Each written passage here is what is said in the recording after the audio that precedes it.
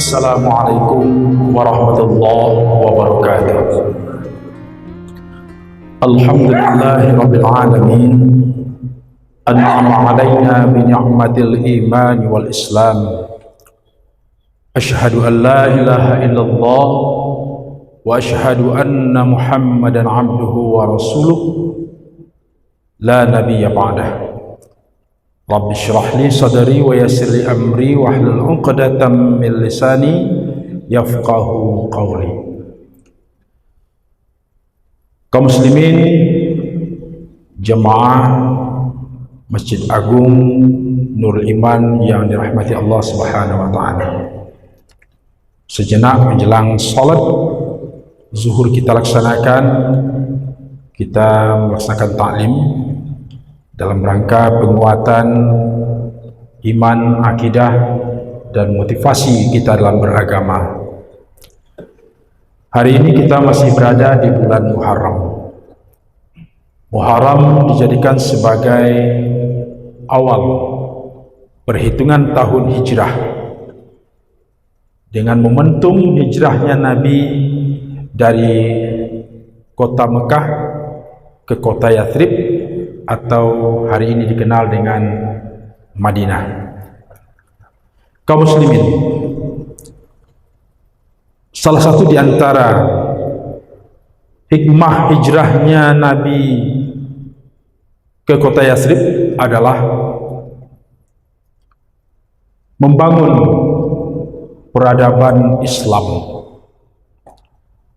Karena di dalam sejarah kita baca bahwasanya keberadaan Rasulullah Nabi Muhammad SAW ketika hijrah ke Madinah memang mendapat tempat, memang sangat dinantikan oleh masyarakat kota Madinah atau kota Yathrib.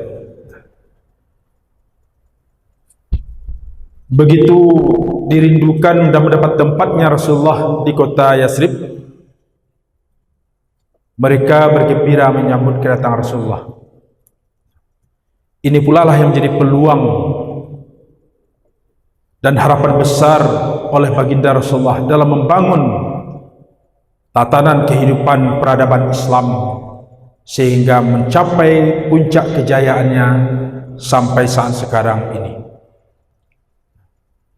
Padahal di kota Yathrib itu masih banyak mereka orang-orang yang kafir, orang yang musyrik, tapi mereka mampu dipersatukan oleh Rasulullah, baik itu mereka yang datang bersama Rasulullah sebagai kaum muhajirin yang notabene-nya adalah orang-orang beriman,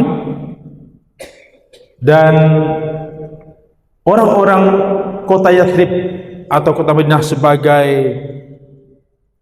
kelompok Ansar yang terdiri dari berbagai macam suku serta keyakinan saat itu, mampu Rasulullah untuk mempersatukannya. Ternyata apa yang disyaratkan Al-Quran dengan diutusnya baginda Rasulullah Muhammad SAW itu, sebagaimana Allah berfirman, "Wa ma arsalnaka illa rahmatan lil alamin." Diutusnya baginda Rasulullah itu adalah dalam rangka menebar kasih sayang, rasa cinta, persaudaraan, ukhuwah bahasa agamanya terhadap siapa saja, alam semesta ini. Oleh karenanya kaum muslimin, sangat tepat sekali kalau kita katakan hijrah itu adalah momentum bagi Rasulullah dalam membangun peradaban Islam yang rahmatan lil alamin. Pengakuan Rasulullah terhadap kemanusiaan itu dapat kita lihat dalam surah Al-Hujurat ayat 13, di mana Allah berfirman, A'udzubillahi minasyaitonir rajim, "Ya ayuhan nas, inna khalaqnakum min dzakarin wa untha Waja'alnakum syu'uban wa qabaila lita'arafu.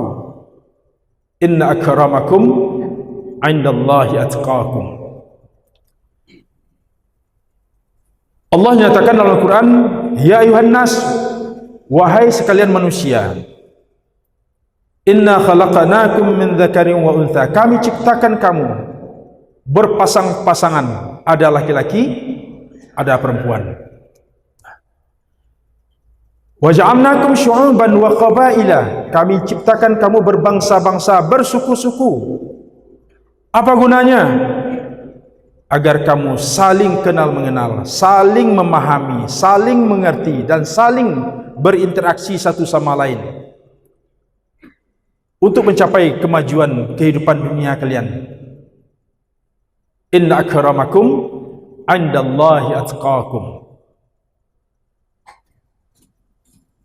Orang yang paling mulia, orang yang paling sukses kehidupannya dunia akhirat, hanyalah mereka yang betul-betul bertakwa kepada Allah Subhanahu wa taala. Kaum muslimin, apa nilai kemanusiaan pertama? Bahwasanya Allah ciptakan kita manusia ini hanya dalam dua jenis saja, laki-laki dan perempuan. Artinya apa? Itulah pasangan laki-laki dan perempuan. Kalau sekiranya ada jenis kelamin selain laki-laki dan perempuan, atau pasangan mereka bukan laki-laki dan perempuan, ini namanya menyalahi kodrat kemanusiaan. Oleh karenanya, kalau ada di antara sekelompok orang yang kita menyuarakan apa yang kenal hari ini dengan LGBT, itu dalam rangka mewujudkan hak asasi manusia, ini sesuatu yang sangat salah sekali, bertentangan dengan ajaran Islam. Karena kemanusiaan itu hanya dua saja, laki-laki dan perempuan. Pasangan itu laki-laki dan perempuan. Oleh karenanya, pemahaman kita terhadap kemanusiaan itu bagi seorang muslim haruslah merujuk kepada tuntunan Allah dan Rasulnya. Makanya ketika ada di antara segelintir orang menyuarakan terkait dengan kebebasan hidup, menjunjung hak asasi manusia dengan perilaku LGBT, ini bukanlah tuntunan dan bimbingan petunjuk Al-Quran, agama yang kita anut, yaitu Islam. Yang kedua, sudah menjadi sunatullah bahwasanya hidup kita ini memang Allah ciptakan, ada laki-laki, ada perempuan, juga berbangsa-bangsa dan bersuku-suku. Artinya Allah ciptakan kita itu beraneka ragam. Beraneka ragam, berbangsa-bangsa dan bersuku-suku bangsa di permukaan bumi ini. Jangankan untuk bumi yang begitu luas, di negara Indonesia saja cukup banyak suku bangsanya. Jangankan untuk Indonesia, kita di ranah Minang juga bersuku-suku dengan pertalian kerabat. Ini menunjukkan apa? Allah ciptakan kita dengan kondisi yang berbeda-beda tadi, bukanlah untuk saling hidup kita terkotak-kotak, untuk ada persaingan di dalam hidup, ada pertikaian dan segala macamnya. Tapi Allah ciptakan hal demikian agar hidup kita itu menjadi indah.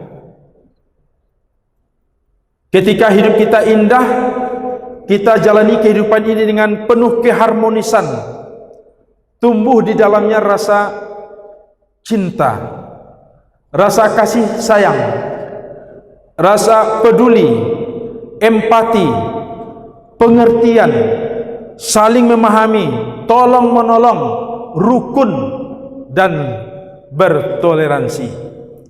Itulah Tujuannya Allah ciptakan kita, laki-laki, perempuan, berbangsa-bangsa, bersuku-suku. Apa tujuannya?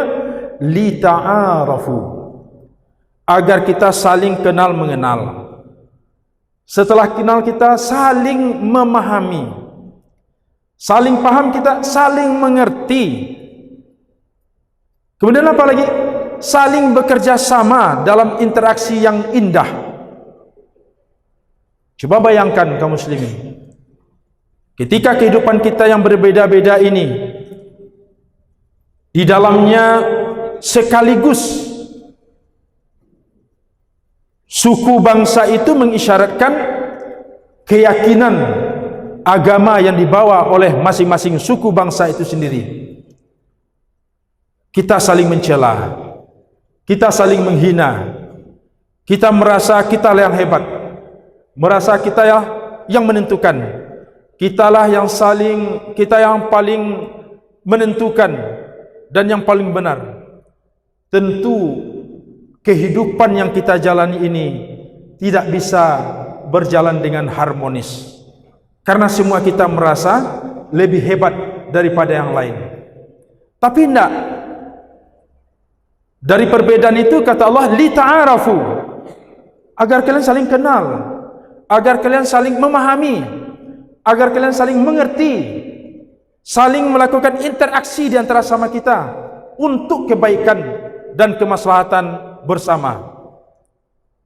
Makanya kaum muslimin, dalam rangka mewujudkan keharmonisan hidup kita ini, Kementerian Agama menjadikan satu di antara Asta Protas 8 program prioritas Kementerian Agama, yaitu mewujudkan kerukunan dan cinta kemanusiaan.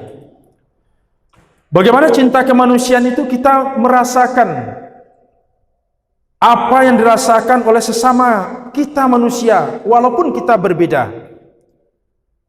Rasulullah mengingatkan kepada kita bahwasanya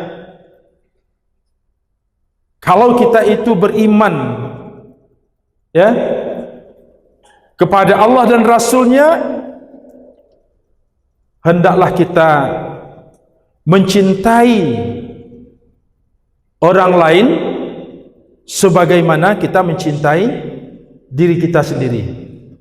Bagaimana kita menyayangi orang lain sebagaimana menyayangi diri sendiri. Bagaimana kita berempati kepada orang lain ketika kita berempati untuk diri kita sendiri. Ini kan pengembangan daripada nilai-nilai kemanusiaan yang diajarkan oleh Rasulullah sebagai utusan Allah yang membawa rahmatan lil alamin.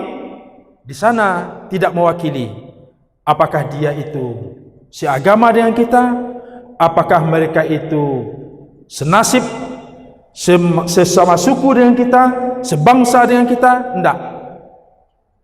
Tapi nilai-nilai kemanusiaan itu pula lah yang menonjol di dalam kehidupan kita, sehingga kita yang hidup yang penuh dengan keragaman ini, yang penuh dengan keragaman ini, mampu hidup saling berdampingan satu sama lain, menjaga keharmonisan, menjaga kerukunan. Itulah yang diterapkan oleh baginda Rasulullah, sehingga beliau mampu hidup dan membangun peradaban Islam di kota Madinah yang memiliki keragaman baik suku bangsa maupun agama dan keyakinan. Mudah-mudahan menjadi inspirasi bagi kita di awal tahun baru ini, menata kehidupan kita yang lebih baik di dalam keragaman kemajibukan kita, khususnya di kota Padang ini. Mudah-mudahan bermanfaat adanya. Assalamualaikum warahmatullahi wabarakatuh.